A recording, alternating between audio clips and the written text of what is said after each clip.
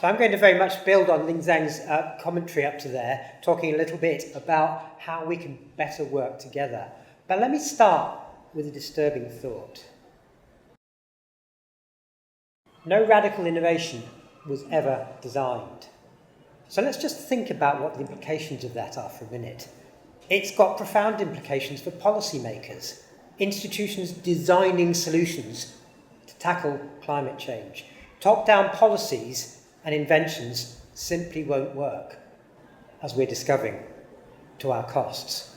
Just look at the picture. Who designs snowflakes? And yet they're complex and beautiful. My research shows that radical innovation emerges in co-production with its environment. Now, before we go further, let me just explain what I mean by the word environment, using economics Nobel laureates Herbert Simon's analogy. So just imagine we were radio tracking a yacht running up a narrow channel. Well, you might wonder why on earth it doesn't just take a straight line, but rather zigs and zags and moves in a slightly unpredictable way.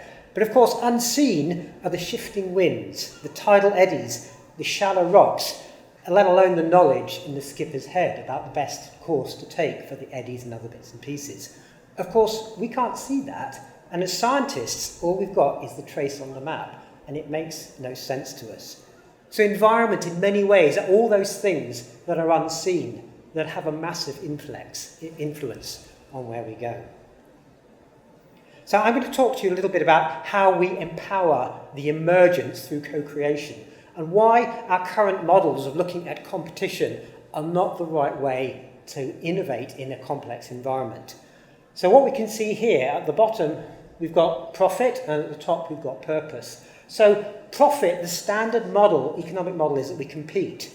We fight each other for a share to do whatever we can.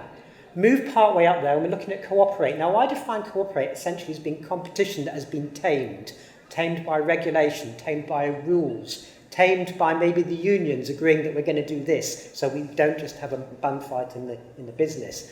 Tamed by a pricing mechanism so that we're not ripping off our suppliers to the extent that we can. But we can go beyond that to co-creation. Co-creation exists when we get our heads together and say, how can we do stuff differently? And there are 5 main factors that affect that. So the first of these is our ontology, a terribly research-orientated word, and I'm sorry for that. But at the bottom of it, in the sort of competition world, we look at things in an objective way. So with our yacht, we're looking at the movement going up and down without necessarily understanding it. At the top, we're looking at it in a subjective way, asking the person on that boat, why did you take the course that you did, which provides better understanding. But to understand the environment, we need to give it the power to speak. We need to listen without judgment to views and ideas that may directly challenge our own expertise. And this can be very difficult in a world that bestows enormous social capital on expertise. Just think about our own institution here. We value expertise, experience, and people from the right sort of background above all others. Moving on, so that's the power. Moving on, thinking about the relationship. The relationship is the power to extend our research method and relationships with our participants. So when we do our research, how often do we ask questions of our participants? And how often do we ask our participants what questions we should be asking them? Co-creation services the questions that we never thought to ask. And often it's those questions that bring the answers that we can never really think of on ourselves. So think of it this way. For those of you who are familiar with Lev and Wenger's communities of practice stuff, they perpetuate the status quo.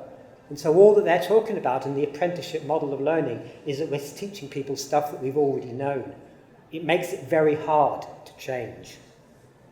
So now let's move on to our view of resources. Okay, so at the bottom of it, we're talking about scarce resources, and at the top, abundant. Now, just let me explain what that means. So in the view of scarce resources, we're saying, how much of the pie can I get for myself? At the abundant end of it, we're saying, forget about the slice of the pie. How can we build a pie factory? It means breaking the rules. It means forgetting about the constraints and the boundaries, and resetting our view about how on earth we could do things in a radically different way. And finally, we need to think about motivation. At the end of the day, motivation is what makes people change what they do. If we think about Elon Musk and his brilliance with Tesla, it was to reframe electric vehicles as desirable things rather than the golf carts with which they were previously associated. We need to do the same thing with the environment. Instead of saying, let's wear a hair shirt, let's just stop eating meat, let's do all the things that we hate doing and stop doing all the things we love doing, how can we reframe it in such a way that we actually want to do better things? Motivation drives adoption of new ways of working. Great innovation helps people to achieve the things they desire but struggle with. But that only works when it's innovation done with people rather than to them. So cast your mind back to a few years to the huge army of volunteers that mobilised and self-organised to support the most vulnerable in the early stages of the pandemic. Had we relied on government, we'd probably still be signing off on the risk assessment. None of this is rocket science.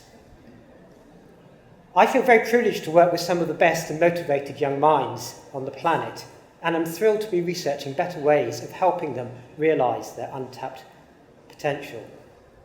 And I'm convinced that by co-producing the future with our environment, we will overcome the follies of previous generations, who either ignored the environment as an externality or plundered it for their own gain. Right, over to Colin.